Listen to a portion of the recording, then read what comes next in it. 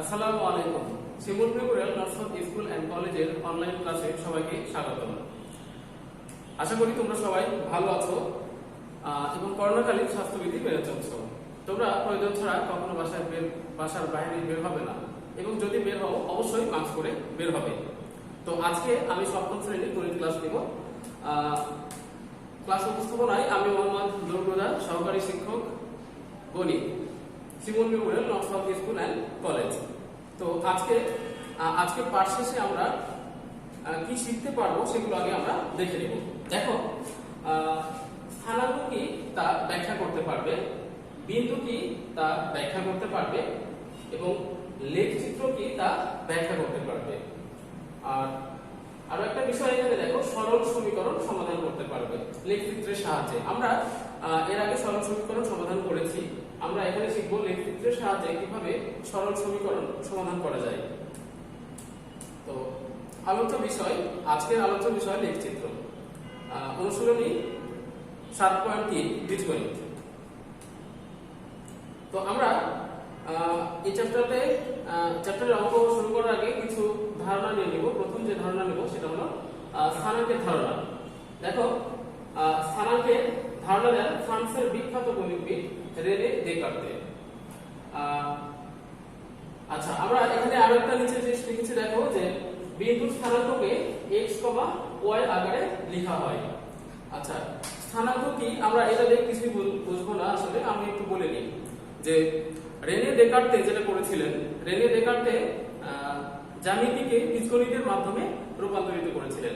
স্থানাঙ্ক কি? স্থানাঙ্ক হচ্ছে একটা স্থানকে অঙ্কের সাহায্যে লেখা, এটা স্থানাঙ্ক। দেখো, আমি এখানে লিখেছি বিন্দুর স্থানাঙ্ককে। বিন্দু কিন্তু একটা জ্যামিতিক বিষয়, আমি এখানে বীজগণিতের মতো করে লিখছি। বিন্দুর স্থানাঙ্ককে দেখো x, y আকারে লেখা হয়। এই কাজটাই করেছিলেন ফ্রান্সের বিখ্যাত গণিতবিদ রেনে দেকার্তে। তিনি আসলে বিখ্যাত এর কারণে আমি আরো একটা কথা বলতে চাই এখানে। তিনি বিখ্যাত, তিনি একজন দার্শনিক ছিলেন এবং তিনি একসাথে গণিতবিদ ছিলেন এবং তার নাম অনুসারে একটা জ্যামিতিতে একটা শাখাও আছে, সেটা হলো কার্টেসিয়ান জিওমেট্রি বা কার্টেসীয় জ্যামিতি। তো আমরা এখান থেকে যেটা দেখলাম, বিন্দু স্থানাঙ্ককে x, y আকারে লেখা হয়। এখানে দেখো বন্ধনী দিয়ে ঘেরা হয়েছে, প্রথম বন্ধনী। তো x কি আর y কি আমরা দেখি। x, y যে কোনো বাস্তব সংখ্যা। আমি বলে যাব, দেখো মনে করো একটা বিন্দু, এই বিন্দু, এটাকে আমি এইভাবে লিখবো। মনে করো এই উপরে বন্ধনী দিব, দিয়ে এখানে মনে করো 2 লিখবো আর এখানে 3 লিখবো।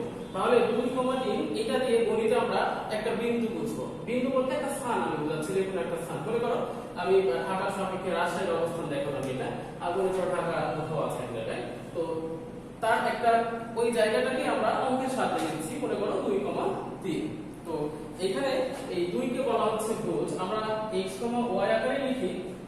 এই 2 কে বলা হচ্ছে ভুজ আর y কে বলা হচ্ছে কোটি। তো আমরা মনে রাখবো এই x কে বলা হচ্ছে ভুজ আর y কে বলা হচ্ছে কোটি। তো আমরা বিন্দু কিভাবে স্থাপন করি, বিন্দুর অবস্থান কি, এগুলো আমরা পরে দেখব। দেখো, বিন্দু পাতন কি এটা আমরা আগে জেনে নিই, তারপরে বিন্দুর অবস্থানে যাব। বিন্দু পাতন সবকাগজে কোনো বিন্দুর অবস্থান দেখানো বা কোনো বিন্দু স্থাপন করাকে আমরা বলি বিন্দু পাতন। সবকাগজে কোনো বিন্দুর অবস্থান দেখানো বা কোনো বিন্দু স্থাপন করাকে বিন্দু পাতন বলে। আমরা কিভাবে স্থাপন করতে হয় এটা জানি না, শুধু আমরা সংজ্ঞাটা এখানে পড়ে নিই। বিন্দু পাতন কি? কোনো বিন্দুর অবস্থান দেখানো বা স্থাপন করাকে আমরা বলি বিন্দু পাতন। এরপরে আসি বিন্দুর অবস্থান এবং চতুর্ভাগ। এটা আমাদের জন্য খুবই গুরুত্বপূর্ণ, যে বিন্দুর অবস্থান এবং চতুর্ভাগ। আমরা প্রথমে দেখেছি বিন্দুকে কিভাবে লেখা হয়, আর এখন দেখবো যে বিন্দুকে কিভাবে আমরা স্থাপন করব এবং তার অবস্থানটা কোথায়। তো আমি প্রথমে একটা প্রশ্ন করব এবং এই প্রশ্নের উত্তরের সাপেক্ষে আমি এটা করব। দেখো, প্রথমে লিখেছি, এখানে একটা বিন্দু লিখেছি 5, 8। এই বিন্দুর অবস্থান কোন চতুর্ভাগে? তো আমরা আগে শিখে নিব যে চতুর্ভাগ কি। তো আমরা একটু পরে আসি। তো বোর্ডে আমরা প্রথমে এরকম করে একটা, এটা অবশ্যই সবকাগজে করব, আমি সবকাগজেও দেখাবো তোমাদের। তো আমরা জানি যে x অক্ষ, এটাকে বলা হয়, দেখো x অক্ষ এটা, আর এটা হলো y অক্ষ।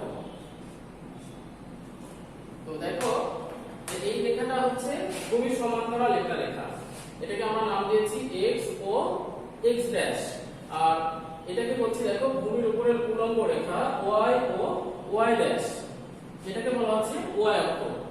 অর্থাৎ ভূমির সমান্তরাল রেখা এবং ভূমির উল্লম্ব রেখা পরস্পরকে ছেদ করেছে মনে করো ও বিন্দুতে, তাহলে এই ও বিন্দুর নাম হলো মূল বিন্দু। আমরা এবার গ্রাফ পেপারে আসি। দেখো গ্রাফ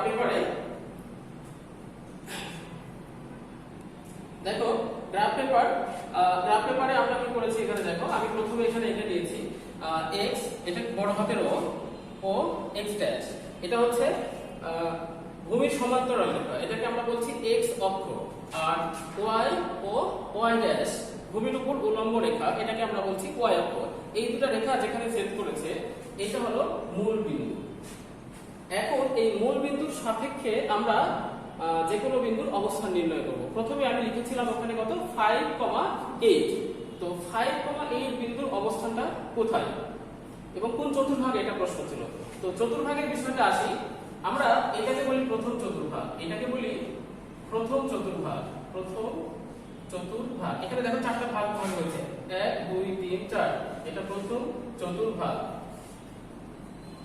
আর এটা হলো দ্বিতীয় চতুর্ভাগ, এটা তৃতীয় চতুর্ভাগ, এটা চতুর্থ চতুর্ভাগ। এটাকে আমরা এইভাবে ব্যাখ্যা করতে পারি যে অ্যান্টি ক্লকওয়াইজ, অর্থাৎ ঘড়ির কাঁটার বিপরীত দিকে। ঘড়ির কাঁটা দেখো এইভাবে ঘুরে, ঘড়ির কাঁটাটা এইভাবে ঘুরে, আর আমাদের এখানে ঘুরবে অ্যান্টি ক্লকওয়াইজ ঘড়ির কাঁটার বিপরীত দিকে, এইরকম ভাবে। তাহলে এটা প্রথম চতুর্ভাগ, এটা হবে আমাদের দ্বিতীয় চতুর্ভাগ, এটা আমাদের দ্বিতীয় চতুর্ভাগ, এটা তৃতীয় চতুর্ভাগ, আর এটা চতুর্থ চতুর্ভাগ। তো আমাদের প্রশ্ন ছিল এরকম যে 5,8 এই বিন্দুটার অবস্থান কোন চতুর্ভাগে, এটা আমরা দেখাবো গ্রাফ পেপারে।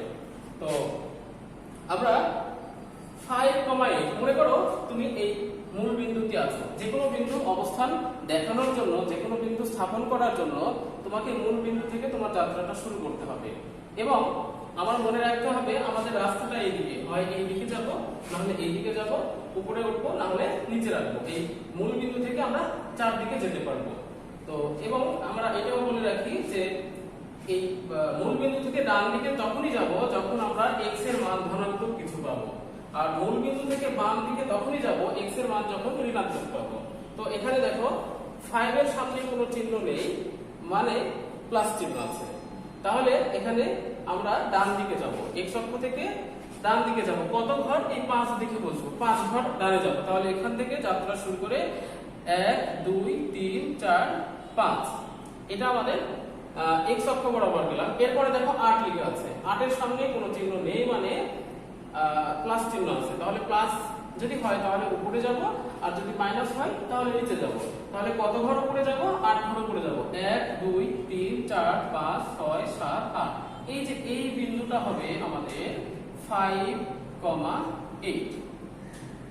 আচ্ছা, আমরা এই বিন্দুর অবস্থান আরো একবার বলছি। দেখো 5,8 আমরা মূল বিন্দু থেকে যাত্রা শুরু করব। ডান দিকে প্রথমে 5 ঘর যাব, তারপরে উপরের দিকে 8 ঘর যাব। 1 2 3 4 5, এরপরে যাব 1 2 3 4 5 6 7 8। এই যে একটা বিন্দুকে আমরা স্থানাঙ্কের সাহায্যে লিখলাম, এটা হলো এই বিন্দুর অবস্থান। তাহলে এই বিন্দুর অবস্থান কোন চতুর্ভাগে? প্রথম চতুর্ভাগে। আমরা এবার দেখো আমি এখানে আরো একটা কোশ্চেন অ্যাড করে দিয়েছি যে -5 + 8 এই বিন্দুর অবস্থান কোন চতুর্ভাগে। তাহলে আমরা এটার অবস্থান চলো গ্রাফ পেপারে লিখে আসি। তাহলে আমাদের বিন্দুটা ছিল 5,8, আমি লিখে রাখলাম এখানে যে -5,8। তো -5,8 কিন্তু স্থাপন করার জন্য আগেরবারে দেখলাম যে প্রথমে আমরা যাত্রা শুরু করব মূল বিন্দু থেকে। তাহলে মনে করো তুমি এখানে আছো, এখন তোমাকে যেতে হবে হয় ডানে প্রথমে, না হলে বামে। তো ডানে তখনই যাব যখন দেখবো এখানে x এর মান ধনাত্মক কিছু আছে। তো দেখো x এর মান কিন্তু এখানে নেগেটিভ -5, তাহলে আমাকে অবশ্যই বাম দিকে যেতে হবে। অর্থাৎ আমি চিহ্ন দেখে আমি ডিরেকশনটা নির্দেশ করবো, বামে যাব না ডানে যাব। তাহলে এখানে দেখো 5 আছে, তাহলে আমি বাম দিকে 5 ঘর যাব। 1 2 3 4 5। এরপরে দেখো +8 আছে, তার মানে আমাকে উপরে যেতে হবে। মাইনাস থাকলে আমরা নিচ দিকে যেতাম। তাহলে 8 আছে, তাহলে এখান থেকে যাব 1 2 3 4 5 6 7 8। এইটা হলো আমাদের সেই -5,8। তাহলে আমরা যদি বলি তাহলে এর উত্তর কি হলো? এই বিন্দুর অবস্থান কোন চতুর্ভাগে? দ্বিতীয় চতুর্ভাগে। আগে আমরা ছিল আগের বিন্দুটা আমি মিশিয়ে দিয়েছি, একটু লিখে নিই। 1 2 3 4 5 1 2 3 4 5 6 7 8। এইখানে ছিল আমাদের 5,8 এই বিন্দুর অবস্থান। তো আচ্ছা, আমরা এই বিন্দুর অবস্থানটা দেখে নেব। আচ্ছা, এবার আমরা দেখব যে -5 এবং -8 এই বিন্দুর অবস্থানটা কোন চতুর্ভাগে। তো চলো আমরা গ্রাফ পেপারে দেখে নিই। -5 -8। তো আমাদের বিন্দুটা ছিল এরকম -5 -8 দুটোই মাইনাস। তাহলে দেখো আমি এখান থেকে যাত্রা শুরু করব। -5 মানে বাম দিকে 5 বার আসবো। 1 2 3 4 5। -5 এসেছি, এবার 8 ঘর যাবো। উপরে যাবো না নিচে যাবো? মাইনাস দেবো, মাইনাস হলে নিচে যাবো। এখান থেকে আবার 8 ঘর নিচে নামবো। তো কোথায় এসেছিলাম? 1 2 3 4 5। তারপরে 1 2 3 4 5 6 7 8। এই বিন্দুটা হবে আমাদের -5, -8। তাহলে আমার এই বিন্দুর অবস্থান হবে তৃতীয় চতুর্ভাগে। এবং আমি আরো একটা বিন্দু স্থাপন করব, চলো দেখে আসি। এবারে দেখো আমি 5 -8 এই বিন্দুর অবস্থানটা কোন চতুর্ভাগে হবে। চলো আমরা গ্রাফ পেপারে দেখে আসি। আচ্ছা, আমাদের বিন্দুটা ছিল কি? প্রথমে পজিটিভ, অর্থাৎ +5 -8। তো +5 হলে আমরা মূল বিন্দু থেকে ডান দিকে 5 ঘর যাব। এখানে 1 2 3 4 5। এরপরে কোথায় যাব? 3 ঘর নিচে নামবো, সরি 8 ঘর। আর 1 2 3 4 5 6 7 8।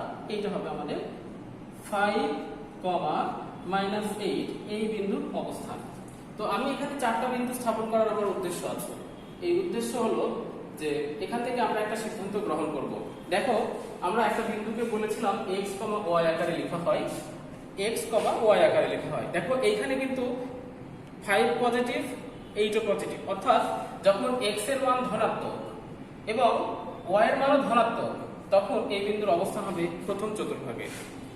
আচ্ছা, তারপরে দেখো এইখানে আমি দেখি, এখানে কিন্তু দুইটাই নেগেটিভ, মাইনাস আবার মাইনাস, দুটাই মাইনাস। দেখো -5 -8, অর্থাৎ যদি x নেগেটিভ এবং y নেগেটিভ, দুইটাই যদি নেগেটিভ হয় তাহলে এর অবস্থান হবে তৃতীয় চতুর্ভাগে। আমি এরকম করে বলেছিলাম যে অ্যান্টি ক্লকওয়াইজ, ঘড়ির কাঁটার বিপরীত দিকে, এটা প্রথম, এটা দ্বিতীয়, এটা তৃতীয়। তাহলে এটাতে দুটাই প্লাস প্লাস প্লাস, আর এটাতে দুটাই মাইনাস। এবার এটাতে দেখো এখানে কিন্তু প্রথমে মাইনাস, অর্থাৎ x মাইনাস, কমা আর ওয়াইটা প্লাস। তাহলে যদি মাইনাস প্লাস হয় তাহলে এই বিন্দুর অবস্থান হবে দ্বিতীয় চতুর্ভাগে। আর এখানে দেখো যে প্রথমে প্লাস আর পরেরটা মাইনাস, তাহলে প্রথমটা প্লাস পরেরটা মাইনাস হলে এর অবস্থান হবে চতুর্থ চতুর্ভাগে।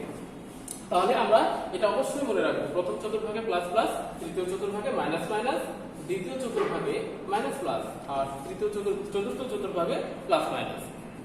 তো আমরা আরো দুটো বিন্দু স্থাপন করব। এই দুটো বিন্দু আগের বিন্দুগুলো থেকে একটু ব্যতিক্রম। তো দেখো -0,8 আমি এটাকে, এটা x এর মান আর এটা y এর মান বলেছিলাম। একটা বিন্দুতে x, y আকারে লিখা হয়, এটা সবসময় মাথায় রাখবে।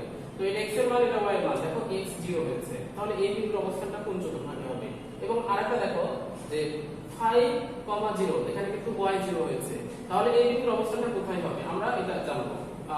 একটু বলে রাখি, যদি x 0 হয় তাহলে ওই বিন্দুর অবস্থান হবে y অক্ষের উপরে, আর যদি y এর জায়গায় 0 আসে তাহলে ওই বিন্দুর অবস্থান হবে x অক্ষের উপরে। আমি গ্রাফ পেপারে তোমাদের দেখাবো এদের অবস্থান কোথায়। তো বিন্দুটা ছিল এরকম 0,8। তো এইখানে আমি দিয়েছিলাম 0, অর্থাৎ আমি তো এখান থেকে যাত্রা শুরু করব। এখন যাত্রা শুরু করার, দেখো ওইখানে আমার ডিরেকশনে বলা আছে কোনো দিকে যেও না, শূন্য মানে কোনো দিকে যাওয়া যাবে না। এরপরে আছে 8, মানে y অক্ষ বরাবর তুমি যাও, y অক্ষ বরাবর উপরে অথবা নিচে যাওয়া যেতে পারে। +8 আছে, তাহলে আমরা +8 যাব। 1 2 3 4 5 6 7 8, এইটা হবে সেই 0,8। তাহলে মনে রাখতে হবে যদি কোনো বিন্দুতে ভুজ অথবা x এর মান 0 থাকে, ওই বিন্দুর অবস্থান হবে x y অক্ষের উপরে। তারপরে আরো আমি লিখেছিলাম এরকম যে 5, 0, বিন্দুটাতে এরকম করেছিলাম y এর জায়গায় 0, 5, 0, তাহলে এই বিন্দুর অবস্থানটা কোথায় হবে? 5, 0। অর্থাৎ আমি প্রথমে এখান থেকে যাত্রা শুরু করব। 5 মানে 5 বার, 1 2 3 4 5 5 এখানে, এরপরে 0 মানে আমাদের এখানে 0, তার মানে y অক্ষ বরাবর আমি উপরেও যাব না নিচেও যাব না, অর্থাৎ এইটাই হবে সেই বিন্দু যেটা আমি 5, 0 লিখেছি। তাহলে x অক্ষের উপরে y 0। আচ্ছা, আমরা বিন্দুর অবস্থান সম্পর্কে মোটামুটি জানলাম। এখানে আরেকটা প্রশ্ন হয় যে x অক্ষ থেকে এই বিন্দুর দূরত্ব কত, x অক্ষ থেকে এই বিন্দুটার দূরত্ব কত। মনে করো আমি 5,8 এই বিন্দুর দূরত্ব বের করব। আমি এইটা একটু মিশাবো। তো দেখো 5,8 অর্থাৎ এই বিন্দুটা x অক্ষ থেকে কত দূরে আছে। আমাদের এটা হলো x অক্ষ। x অক্ষ থেকে দেখো কত দূরে আছে, আমরা সোজাসুজি নামবো। দেখো 1 2 3 4 5 6 7 8, অর্থাৎ এখান থেকে যে দূরত্ব এটা হলো x অক্ষ থেকে দূরত্ব। যখন আমি একটা বিন্দুর দূরত্ব বলছি x অক্ষ থেকে কত দূরে, তখন দেখো y এর মান হচ্ছে। আমি যদি এবার বলি এই বিন্দুটা y অক্ষ থেকে কত দূরে, তার মানে এখান থেকে দেখো y অক্ষ কত দূরে, 1 2 3 4 5, অর্থাৎ এটা হলো 5 আর এটা হলো আমাদের 8। তাহলে এখানে মনে রাখতে হবে যে একটা বিন্দুর দূরত্ব যদি জিজ্ঞেস করে x অক্ষ থেকে কত দূরে, তাহলে y এর মানটা নিব, আর y অক্ষ থেকে কত দূরে তাহলে x এর মান নিব। এখানে আরো একটা বিষয়, যদি আমি কোনো জায়গায় মাইনাস দিয়ে দিই যে এই বিন্দুটা x অক্ষ থেকে কত দূরে, x অক্ষ থেকে দেখো এটা 8 একক দূরে আছে, কিন্তু y অক্ষ থেকে কিন্তু -5 আছে, কিন্তু দূরত্ব কখনো নেগেটিভ হয় না। তখন যদি বলা হয় যে এই বিন্দুটার দূরত্ব কত, কোথায়, x অক্ষ থেকে y অক্ষ থেকে কত দূরে, তাহলে 1 2 3 4 5, এখানে -5 আছে বলে তোমরা দূরত্বটাকে মাইনাস করবে না, দূরত্ব সবসময় পজিটিভ হয়। তাহলে এখানকার উত্তরও হবে 5। আচ্ছা, আমরা এরপরে যাই। দেখো এরপরে আমি এখানে একটা প্রশ্ন দিয়েছি, এটা আমাদের বইয়ের প্রশ্ন, কিন্তু বিন্দুগুলো আলাদা। নিজের বিন্দুগুলো স্থাপন করো, অর্থাৎ ছক কাগজে আমরা স্থাপন করব এবং তীর চিহ্ন অনুযায়ী যোগ করে সেটা কি ধরনের চিত্র হচ্ছে সেটা আমরা লিখবো, যে জ্যামিতিক নামকরণ করো। দেখো আমরা প্রথমে 2,3, তারপরে -2 3 -2 -3 2 -3 এবং এর সাথে 2 3 আবার যোগ করব। তাহলে এখানে 4টা বিন্দু আছে। এই 4টা বিন্দু আমরা ছক কাগজে স্থাপন করব এবং তীর চিহ্ন অনুযায়ী যোগ করে এর জ্যামিতিক নামকরণ করব। এজন্য আমাদের গ্রাফে যেতে হবে।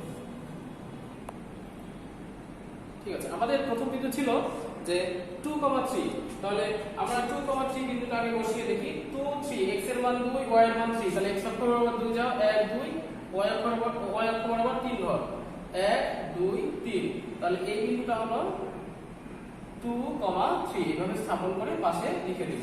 তারপরটা ছিল কত, -2 -3, সরি -2 +3 -2, তাহলে -2 যখন হবে তখন এই মূল বিন্দু থেকে বাম দিকে 2 ঘর আসবো, 1 2, এরপরে +3 ছিল, অর্থাৎ 1 2 3, এইখানে যাব। এই বিন্দুটার নাম হলো -2 3, তাহলে আমরা এখানে লিখে দিব -2, 3। এরপরে আরো একটা বিন্দু ছিল যে -2 -3, তাহলে প্রথমে 1 2, মাইনাসের জন্য বাম দিকে 2 ঘর আসলাম এবং -3 ছিল, তাহলে নিচ দিকে নামবো, 1 2 3, তাহলে এইটা দেখো এটা হলো -2 -3। এরপরে আরেকটা বিন্দু ছিল 2 -3, তাহলে 1 2, এরপর থেকে আমি নিচ দিকে 3 -3 ছিল, 2 -3, তাহলে 1 2 -3 বলতে 1 2 3, এখানে নামবো, অর্থাৎ 2, -3।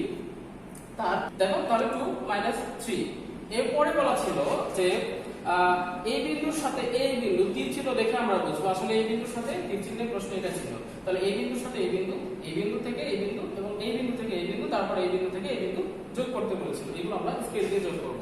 প্রথমে এই বিন্দুর সাথে এই বিন্দু যোগের কথা বলা হয়েছিল, এই যোগ করে দিলাম, আমার বাঁকা হচ্ছে আমি এই জন্য মিশাচ্ছি, যোগ করে দিলাম, সুন্দর করে যোগ করা উচিত, এই যোগ করলাম। তারপরে এই বিন্দুর সাথে আমাদের এই বিন্দু যোগ করব, তারপরে আমরা এই বিন্দুর সাথে এই বিন্দু যোগ করব, তারপরে আমরা এই বিন্দুর সাথে এই বিন্দু যোগ করব। তাহলে দেখো এখানে কি ধরনের আমরা চিত্র পেয়েছি, একটা আয়তক্ষেত্র পেয়েছি। দেখো এখানকার দৈর্ঘ্য হয়েছে 1 2 3 4, 4 একক, আর এই বাহুর দৈর্ঘ্য হয়েছে 1 2 3 4 5 6, 6 একক। তো এটা 6, এটা 6, এটা 4, এটাও 4, এটা একটা আয়তক্ষেত্র হয়েছে। আচ্ছা, তাহলে আমাদের প্রশ্ন অনুসারে আমরা দেখে আসলাম যে এখানে স্থাপন করলাম এবং একটা জ্যামিতিক নামকরণ করলাম যে তার সেটা হয়েছিল আয়তক্ষেত্র। অনেক সময় আমাদের ত্রিভুজ হতে পারে, বর্গ হতে পারে, সেই অনুযায়ী নামকরণ করব এবং আমরা কিছু বর্ণনা এখানে দেওয়া উচিত ছিল আমার, এবং সেটা বর্ণনা এইভাবে দিব যে x অক্ষ বরাবর এত এত বিন্দুগুলো স্থাপন করি এবং তীর চিহ্ন অনুযায়ী যোগ করি, যোগ করলে একটি আয়তক্ষেত্র পাওয়া যায়। এইটুকুই বর্ণনা। এরপরে আমরা পরবর্তী একটা প্রশ্নে যাব। দেখো আমরা সমাধান করব যে যে লেখচিত্রের সাহায্যে সমাধান করব। x - 4 এটা আমরা লেখচিত্রের সাহায্যে সমাধান করব। তো আমরা কিছু এটার জন্য লিখে নিব, তারপরে লেখচিত্রে যাব। তো আমরা এবার দেখো এই বোর্ডে আসি, আমরা বোর্ড ইউজ করতে হবে অঙ্কটাতে। সমাধান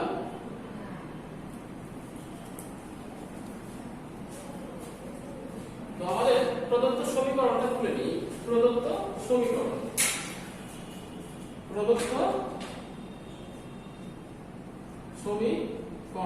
ছিল কি যে x - 4 = 0। এটা আমাদের সমীকরণ। এটা আমরা সমাধান করলে x = 4 পেয়ে যাব, কিন্তু এটা তো আমরা বীজগণিতিক ভাবে সমাধান করব না, এটা আমরা লেখচিত্রের সাহায্যে সমাধান করব।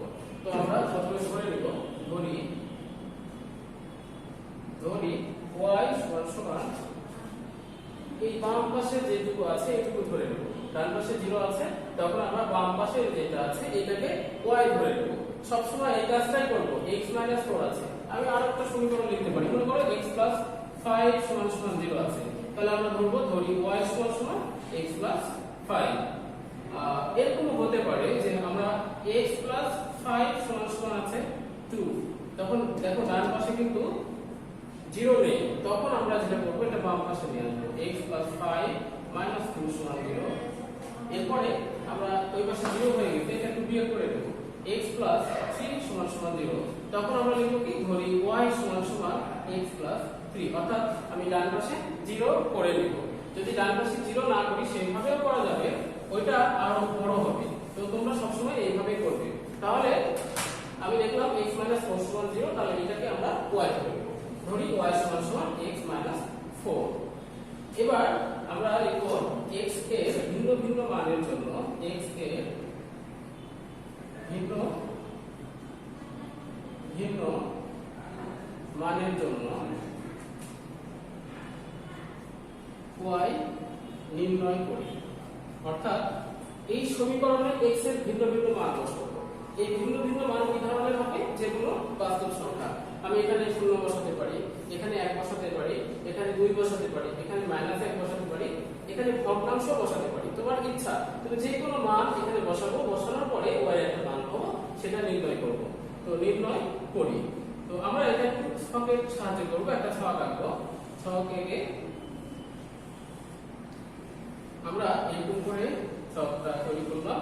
এখানে লিখবো x আর এখানে y, অর্থাৎ এখানে x এর মান বসাবো।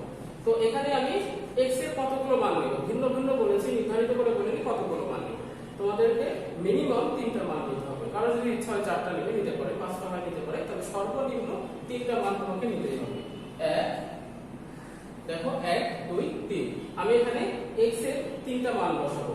আমি ইচ্ছা মতো বসাবো। আমি x এর মান প্রথমে 4 বসাবো। তাহলে এখানে আমরা গ্রাফ করে দিব যে y = x - 4। তাহলে x এর মান আমি কত বসিয়েছি এখানে 4 - 4, তাহলে কত হবে y এর মান 0। তাহলে এই যে y এর ঘরে এসে লিখে দেব 0। এখন অনেকের কাছে প্রশ্ন হয় যে এখানে 4 কোথায় পেলাম? 4 এটা ইচ্ছা মতো। আমি আরো একটা মান দেব। আমি এখানে x এর মান 0 নেব। এটা ইচ্ছা মতো নেওয়া হচ্ছে, 4 নিতে হবে এমন কোনো বাধ্যতা কোনো কিছু নয়। তাহলে এখানে 0 বসাও। তাহলে আমরা দেখছি y = x - 4, x এর জায়গায় আমরা 0 বসাই, তাহলে 0 - 4 মানে হবে -4। তাহলে 0 বসালে দেখো -4 হচ্ছে। আমি এবার অন্য একটা সংখ্যা নিব। আমি যে কোনো সংখ্যা নিতে পারি। কত নিব? আমি 1 নিলাম, সবথেকে সহজ সংখ্যা।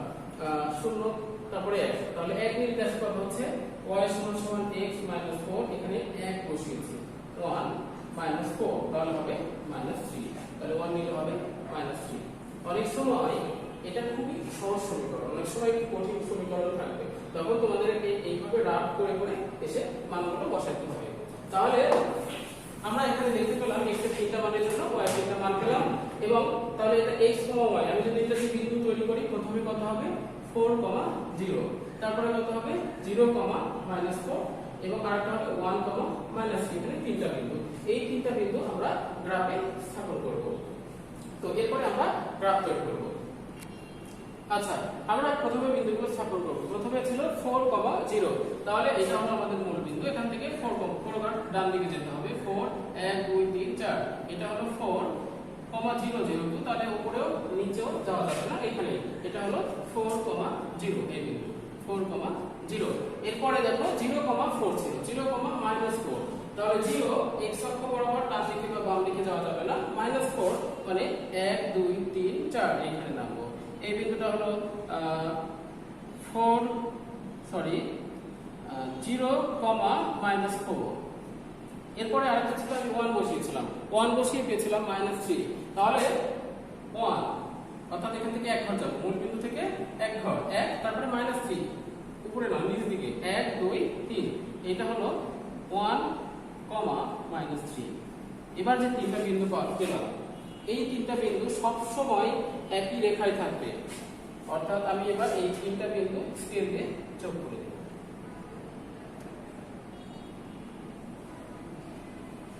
যোগ করে একটু বর্ধিত করব, দুই পাশে তীর চিহ্ন দেব।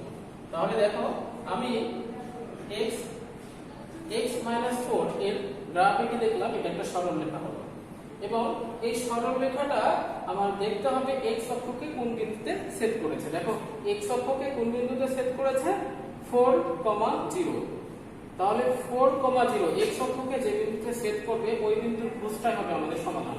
তাহলে এই বিন্দুতে x অক্ষকে সেট করেছে, তাহলে এই বিন্দুর ভুজ কত 4, তাহলে আমাদের সমাধান হলো x = 4। এটা আমরা বর্ণনা দেব, চলো বলে যাই। তো এই ঘর আঁকানোর পরে আমরা গ্রাফ পেপার কমপ্লিট করব।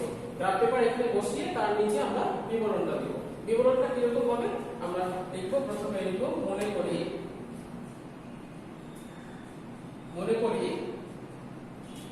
বড় হাতের x ও x' ও বড় হাতের y ও y'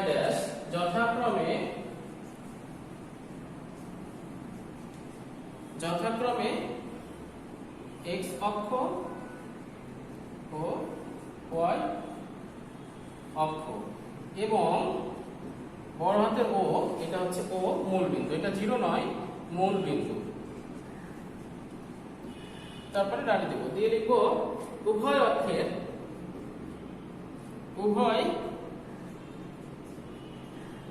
অক্ষের ক্ষুদ্রতম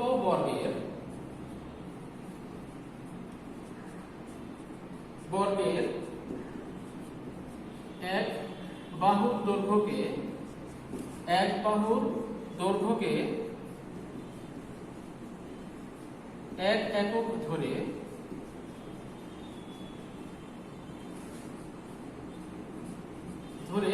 আমরা যে বিন্দুগুলো পেয়েছিলাম কি কি 4,0, তারপর ছিল 0,-4 ও 1,-3 বিন্দুগুলো স্থাপন করি।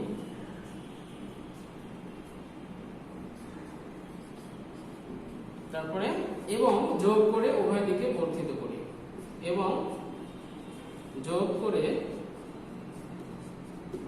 উভয় দিকে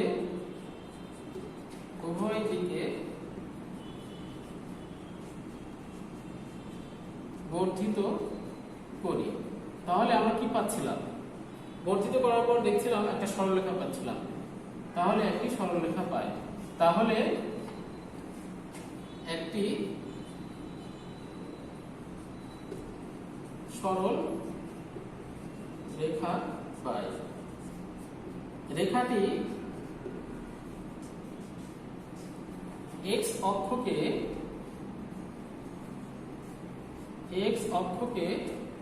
4,0 বিন্দুতে ছেদ করে।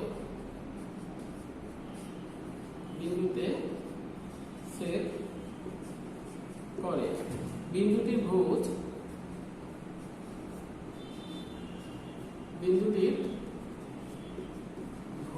4। অতএব সমাধান x = 4।